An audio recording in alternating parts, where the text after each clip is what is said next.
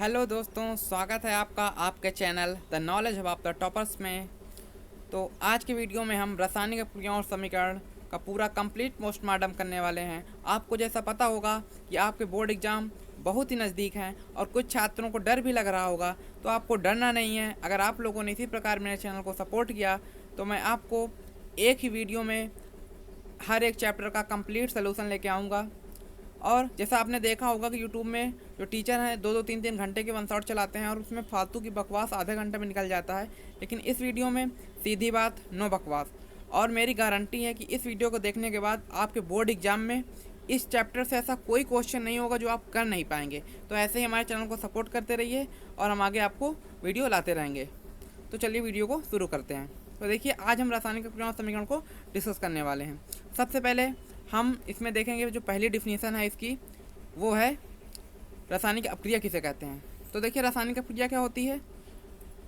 Basic रासायनिक अपक्रिया का मतलब क्या होता है कि ऐसे परिवर्तन जिसमें हम नए गुणों वाले पदार्थों का निर्माण करें। मतलब मान लीजिए कि हम नाइट्रोजन लेते हैं,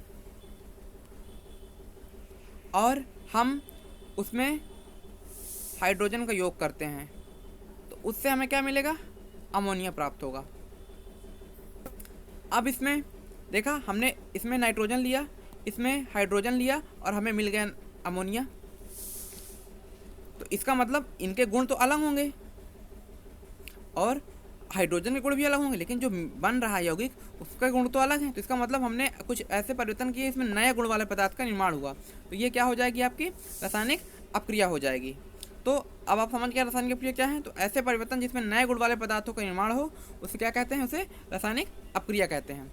अब देखिए, रासायनिक अपक्रिया में अभिकारक और उत्पाद क्या होते हैं, इसकी डिफिनेशन भी आपसे पूछी जा सकती है कि अभिकारक क्या होता है और उत्पाद क्या होता है। अभिकारक का मतलब क्या होता है, अभिकारक का मतलब होता है कि जो पदार्थ जो रासायनिक अपक्रिया में भाग लेते हैं, जैसे इस रासायनिक अपक्रिया में नाइट्रोजन और हाइड्रोजन ने भाग लिया और किसका निर्माण किया, अमोनिया का, तो ये हो जाएगा अभिकारक। और जो बन के तैयार हुआ है, मतलब जिसका निर्माण रासायनिक अपक्रिया के फलस्वरूप होता है, वो क्या कहलाता है, उत्पाद।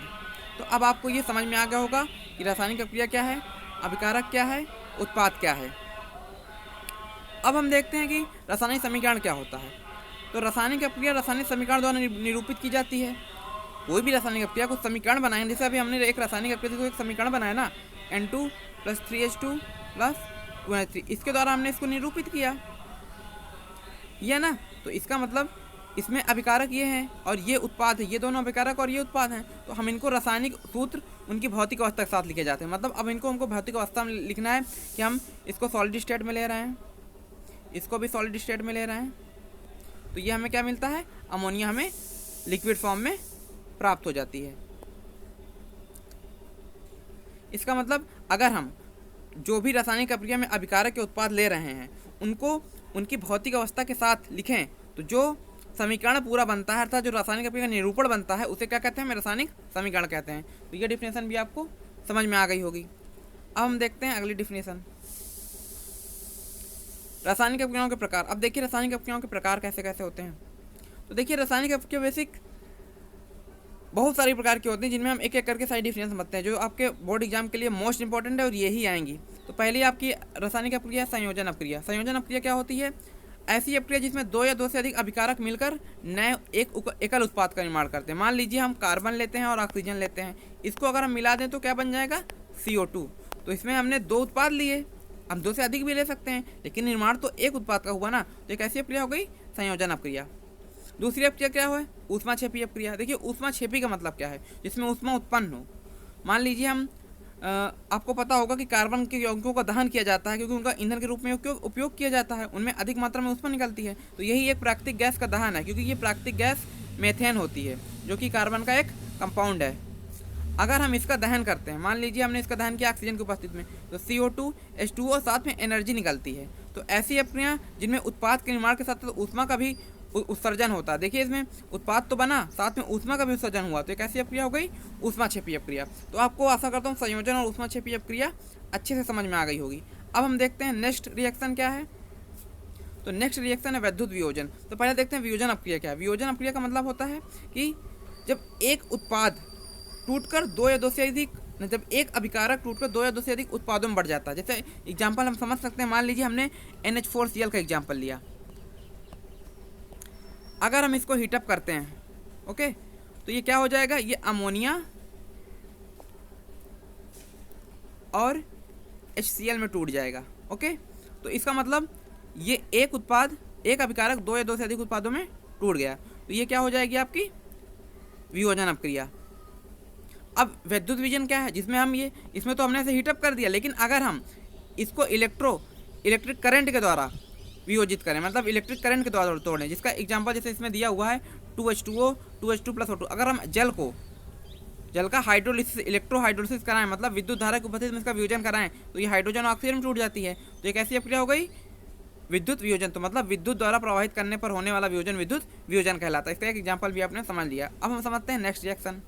नेक्स्ट रिएक्शन क्या है आपकी, नेक्स्ट रिएक्शन है विस्थापन अपक्रिया। विस्थापन अपक्रिया का मतलब क्या होता है, मतलब जिसमें कोई अपक्रिया हो रही है और एक तत्व, मतलब जो अधिक अपक्रियाशील है, दूसरे तत्व को उसके यौगिक से स्थापित कर दे। जैसे मान लीजिए एक हमने ट्यूब ली है, उसमें हमने CuSO4 का विलयन भरा, ठीक है, CuSO4 का, और हमने उसमें क्या करते हैं, हम उसमें फेरियम मतलब आयरन, अगर हम उसमें आयरन के टुकड़े डालते हैं तो क्या होता है कि हमने जो विलयन का रंग है वो बदल जाता है। मतलब क्यों बदल जाता है, क्योंकि उसमें FeSO4 बन जाता है।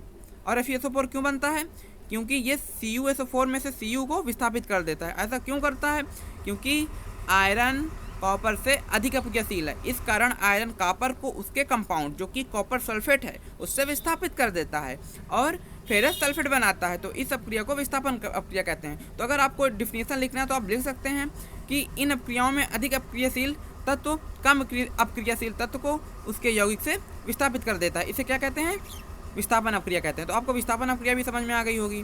अब हम समझते हैं नेक्स्ट रिएक्शन।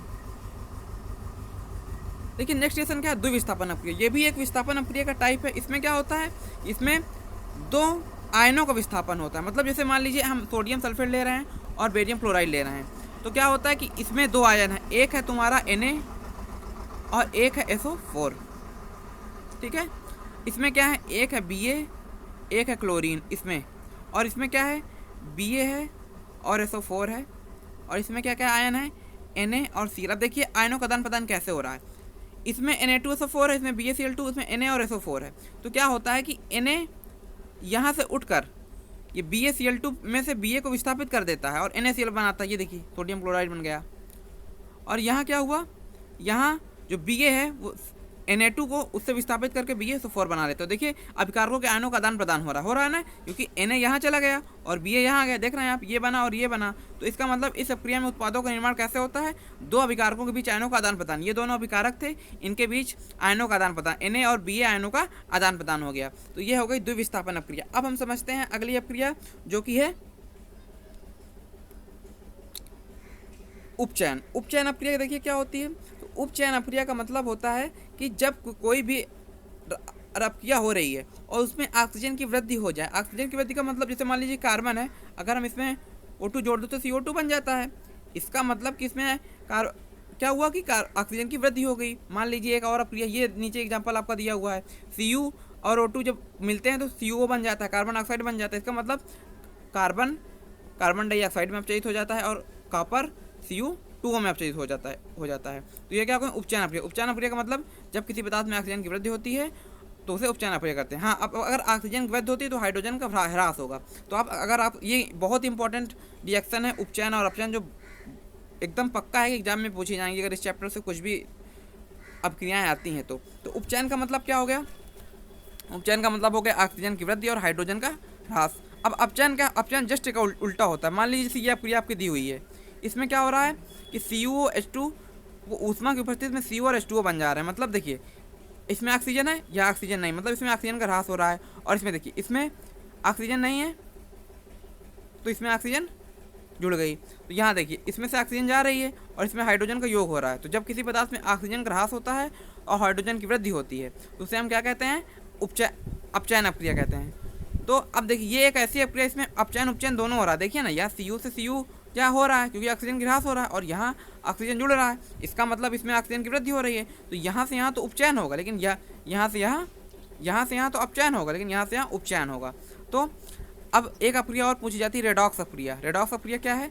जिस अपक्रिया में उपचयन उपचयन दोनों हो, मतलब उपचयन भी हो और अपचयन भी हो, उस अपक्रिया को क्या कहेंगे हम? रेडॉक्स। इसका एक सिंपल एग्जांपल ये आपको दिया हुआ है कि इसमें CuO, इसमें CuOH2 CuH2 बना रहा है। देखिए इसमें यहाँ इसका ये यहाँ से यहाँ इसका हो रहा है अपचयन और यहाँ से यहाँ हो रहा है इसका उपचयन, तो इसमें दोनों रिएक्शन हो रही हैं, तो इसका मतलब ये कैसे हो जाएगी? रेडॉक्स अपक्रिया।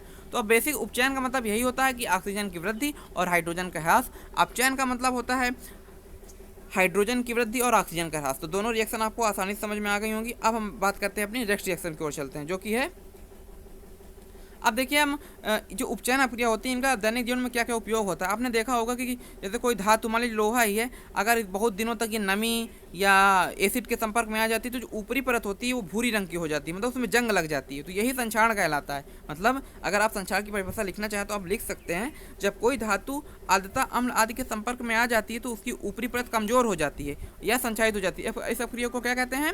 संक्षारण अपक्रिया। इसका एक एग्जाम्पल समझ सकते हैं, लोहे की वस्तु पर जंग लगना, विद्युत लेपन, पेंट। अब देखिए आप अगर इसको बचाना चाहें, जंग लगना है संक्षारण को कैसे बचा सकते हैं? आप बहुत सारी विधियां जिसके द्वारा इसको बचा सकते हैं। जैसे आप ये लेपन कर सकते हैं, विद्युत लेपन कर सकते हैं, पेंट कर सकते हैं, संक्षारण कर सकते हैं। अब देखिए पहले समझते हैं कि संक्षारण किन किन धातुओं में ज़्यादातर होता है। तो आप देख सकते हैं कि लोहे के ऊपर जंग लग जाती है, लोहे पे जंग, चांदी काली हो जाती है। आपका चांदी का रंग देखना होगा तो चांदी के पायल कुछ भी होती हैं, कुछ दिनों बाद काली पड़ने लगती हैं। और तांबा देखा होगा, तांबे की तारों के ऊपर हरी परत जम जाती है। तो ये कुछ संक्षारण के एग्जाम्पल हैं, इनको दूर कर सकते हैं आप। लोहे के ऊपर क्या कीजिए कि पेंट कर दीजिए।